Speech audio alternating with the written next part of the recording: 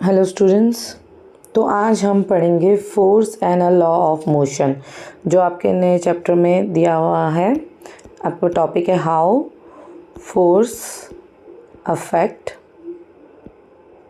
Motion. So first we are going to learn in a simple way. So हम recap करेंगे पहले कि आपने क्या पढ़ा है, बेसिक्स से पढ़ेंगे। ठीक है। फोर्स होता क्या है? A push and a pull on an object.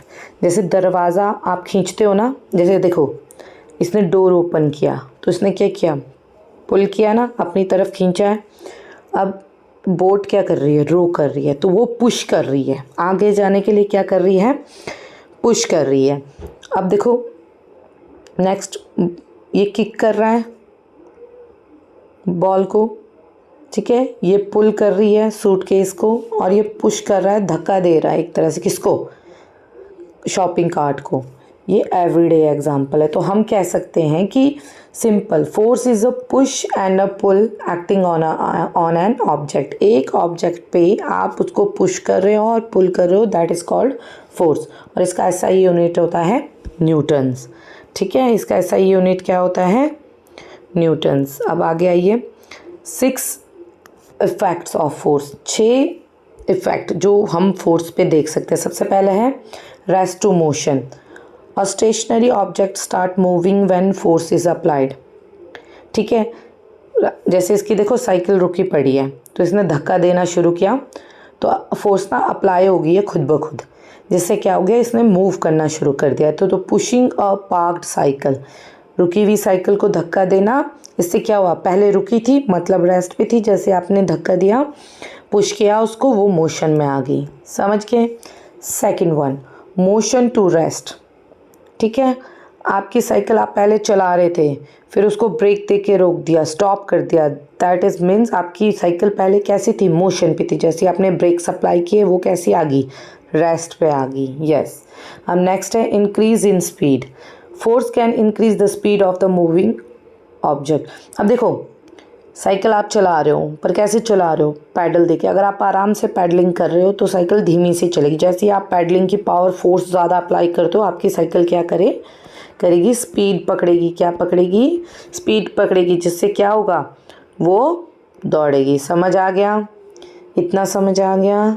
चलो ठीक है। Next, decrease in speed as usual. जैसे अप्लाई करोगे ब्रेक्स, फास्ट चलती हुई चीज़ क्या हो जाएगी, धीरे धीरे करके बिल्कुल स्टॉप हो जाएगी। वो डिक्रीज कर सकती है ना, धीरे धीरे करके। देखो आप स्पीड में वो चला रहे हो साइकिल, पर सामने कोई आ जाता है तो एकदम से ब्रेक अप्लाई करते हो, या तो वो रुक जाएगी या तो धीरे धीरे करके उसकी ब्रेक अप्लाई करोगे, साइकिल की उसकी स्पीड कैसी हो जाएगी, कम हो जाएगी। ठीक है।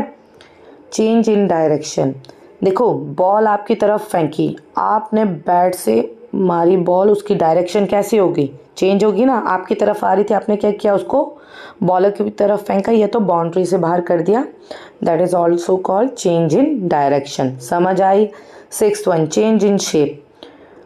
A force change the shape of the size. Stretching रबड़ छोटा था तो आपने क्या किया, खींच के उसको लंबा कर दिया, तो मतलब फोर्स लगाया ना दोनों हैंड्स ने। देखो अरे परे खींच रहा है तो फोर्स लगाया, तो इट मीन्स क्या करता है, फोर्स क्या करता है, शेप भी चेंज करता है। तो मतलब अगर कोई चीज़ रेस्ट में है, आप with the help of force आप उसको मोशन में ला सकते हो।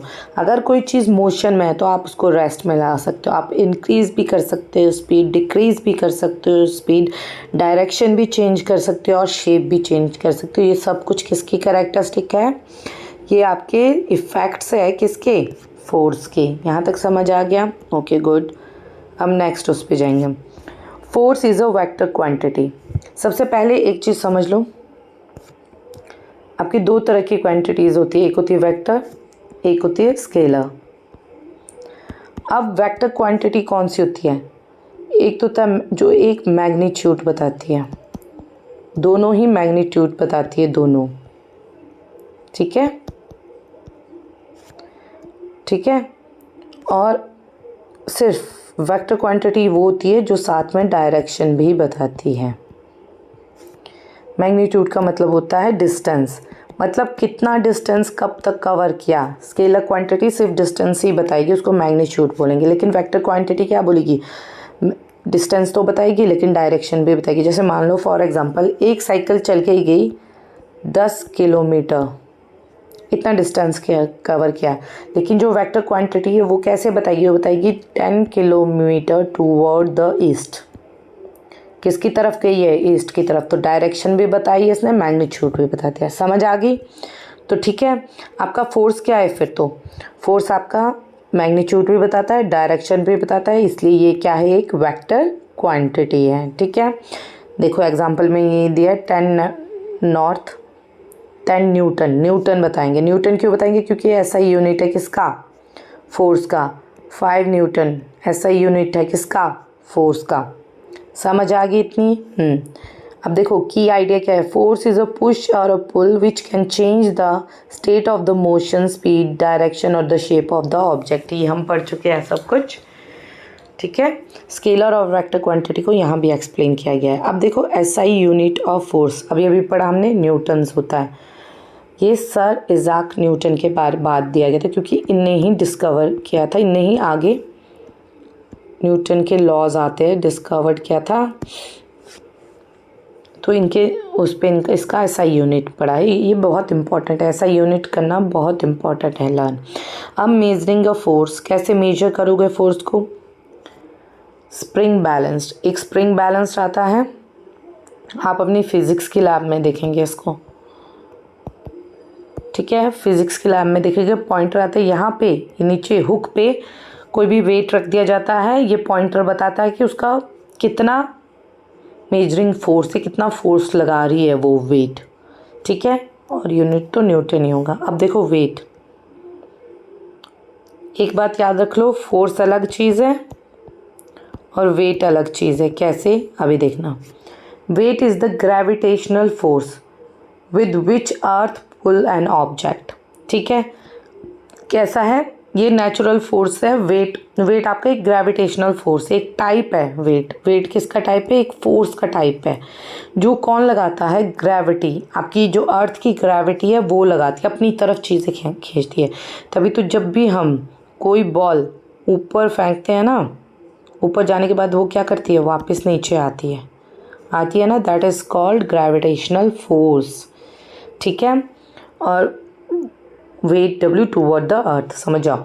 W इज इक्वल टू, इसको वेट mg, यहाँ पे देखो m क्या है, मास ऑफ द ऑब्जेक्ट, कितने m का है, मान लो 10 किलोग्राम का था वो ऑब्जेक्ट, ये रिप्रेजेंट होगा स्मॉल m से। g acceleration due to gravity 9.8 और यूनिट है न्यूटन। एक चीज़ देखो, अगर ऑब्जेक्ट टूवर्ड द अर्थ आया है तब तो 9.8 ही आएगी इसकी वैल्यू। अगर ऑब्जेक्ट ऑपोजिट द अर्थ ऊपर को पुल हुआ है, ऊपर को है इसकी डायरेक्शन, हमने बॉल जैसे फेंकते हैं ना फर्श से, तो ये -9.8 हो जाएगी। याद रखना इस वैल्यू को। ठीक है, आई होप यहाँ तक समझ आ गया होगा।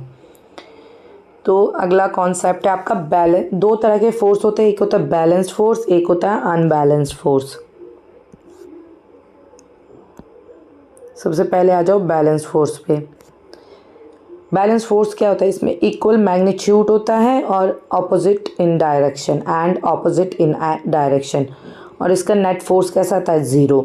देखो फ्लोटिंग डक्ट का लिख लो, बॉयंट फोर्स मतलब अप थ्रस्ट फोर्स, ऊपर तैर रही है ना, वेट कहाँ लग रहा है इसका, नीचे डाउनवर्ड, तो वेट क्या है इसका, अप थ्रस्ट क्या है इसकी, फोर्स, एंड नेट फोर्स क्या है इसकी, 0। क्यों, नो चेंज इन मोशन, कोई चेंज नहीं होता है, एक ही मोशन में घूमती रहती है। ऑब्जेक्ट इज एट रेस्ट और move with the constant speed in a straight line. जब आपका बैलेंस्ड फोर्स वो वाला फोर्स होता है जब वो कॉन्स्टेंटली एक ही स्पीड में घूम चले जा रहा है, जैसे ये डक चली जा रही है, कोई डायरेक्शन में चेंज, सीधे सीधे लहरों के साथ आगे बढ़ती जाएगी। तो इसमें क्या होगा, इसकी तरफ से कोई फोर्स नहीं लग रहा, तो इस टाइम आपका फोर्स 0 है। Book on a table, book आपकी टेबल पे पड़ी हुई, कोई floating duck, tug of war, दोनों तरफ से इक्वल पुल लगा हुआ है, तो ये आपका एक तरह का बैलेंस फोर्स है कि आपका मैग्नीट्यूड तो इक्वल है दोनों तरफ से, और डायरेक्शन पर ऑपोजिट है, समझ गए। ये यहाँ पे है, मान लो देखो देखो सिंपल, टग ऑफ वॉर में कुछ लोग यहाँ से खींच रहे हैं रस्सी, कुछ लोग यहाँ से खींच रहे हैं, तो ऑपोजिट डायरेक्शन में ये इधर को पुल करेंगे, ये ऊपर इधर को पुल करेंगे।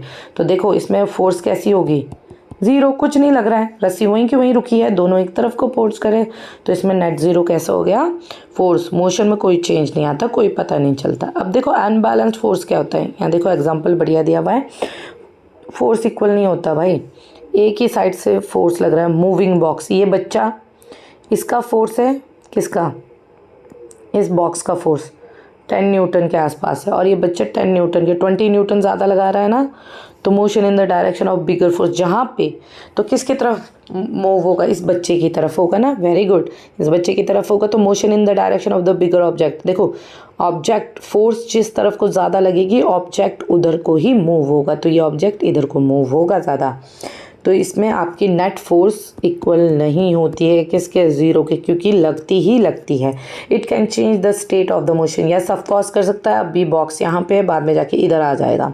इट कैन स्टार्ट और stop the motion, change the speed and the change the direction, yes. Unbalanced force कर सकती है। अब देखो हमने क्या करा, हमने पढ़ा एक तो बैलेंस्ड फोर्स पढ़ा, एक अनबैलेंस्ड फोर्स पढ़ा। अब बैलेंस्ड फोर्स में फोर्स तो ज़ीरो थी, लेकिन इसमें फ़ोर्स कभी भी ज़ीरो नहीं हो सकती। इसमें ऑपोजिट डायरेक्शन में आपके फ़ोर्स लगता है, इसमें सिर्फ ऑपोजिट डायरेक्शन में फ़ोर्स तो लगता है, लेकिन एक साइड को मोर फोर्स होता है, ज़्यादा होता है, जिसकी वजह से आपका, इसमें तो ऑब्जेक्ट नहीं हिलता, लेकिन इसमें ऑब्जेक्ट जाता है टूवर्ड जहाँ पे सबसे ज़्यादा फोर्स लगा है, समझ गए। तो इस वाले अनबैलेंस फोर्स से क्या होता है, आप डायरेक्शन भी चेंज कर सकते हैं, स्पीड, मोशन सब कुछ चेंज हो सकता है, लेकिन बैलेंस फोर्स से नहीं हो सकता। ठीक है, आई होप समझ आ गया होगा यहाँ तक। अब अगला है बैलेंस्ड एंड अनबैलेंस फोर्स में डिफ्रेंशिएट। मैग्नीट्यूड इक्वल होता है, इसका इक्वल नहीं होता। डायरेक्शन इसके अपोजिट होती है, इसके सेम भी हो सकती है, अपोजिट भी हो सकती है। ठीक है, नेट फोर्स इसमें ज़ीरो होता है, इसमें कभी नहीं होता। Effect of the motion, no change in motion, change in motion, हाँ वो मैंने बता दिया आपको। अब आ जाओ नीचे, फ्रिक्शन। फ्रिक्शन होता क्या है, friction oppose motion. Simply friction क्या अपोज करता है, friction is the force that oppose the motion of the object, जैसे वॉकिंग, राइटिंग, अप्लाइंग। देखो जैसे कि मैं इस पर लिख रही हूँ, तो फ्रिक्शन क्या होगा, मैं जैसे लिख रही हूँ ना, इसको ग्रैब करने की कोशिश करेगा, रोकने की कोशिश करेगा, जिसकी वजह से मैं लिख पा रही हूँ। इसी तरह से बॉक्स कैसे मूव हो रहा है, इस साइड को मोशन, इस साइड को, और फ्रिक्शन इसके ऑपोजिट लगता है। इसका मतलब जिस साइड को आप फोर्स अप्लाई करते हो, फ्रिक्शन उसका अपोजिट लगता है, वो रोकने की कोशिश करता है, फिर भी क्या होता है, फ्रिक्शन की हेल्प से ही ये क्या है, बॉक्स आपका हिल पाता है, हम चल पाते हैं और ब्रेक्स अप्लाई करते हैं। समझ आ गई फ्रिक्शन, बाकी डिटेल में नेक्स्ट चैप्टर में पढ़ेंगे। इम्पॉर्टेंट की पॉइंट, फोर्स डायरेक्शन बताता है। इम्पॉर्टेंट की पॉइंट्स क्या थे, फोर्स था, पुश और पुल फोर्स है, वेक्टर क्वांटिटी क्योंकि मैग्नीट्यूड और डायरेक्शन बताता है। ठीक है, न्यूटन इसका एसआई यूनिट था। स्प्रिंग बैलेंस हेल्प करता है बताने में कि फोर्स कितना है। वेट होता क्या है, जो आपका क्या बताता है, ग्रेविटेशनल फोर्स होता है वेट, जो बॉडी को अपनी तरफ खींचता है। फ्रिक्शन जो अपोजिट चलता है फोर्स, मोशन, ऑब्जेक्ट के मोशन के। बैलेंस्ड फोर्स, इसमें फोर्स ज़ीरो होता है। अनबैलेंस्ड फोर्स, इसमें फोर्स ज़ीरो नहीं होता। और नेट फोर्स आपकी टोटल फोर्स ऑब्जेक्ट के द्वारा लगाई गई। आपको रिवीजन में देख लेना, एक बार रिवाइज कर लेना। आई होप आपको ये चैप्टर समझ आ गया होगा। Thank you for watching. अगर कोई भी डाउट होता है तो आप कमेंट में लिख सकते हैं। Thank you.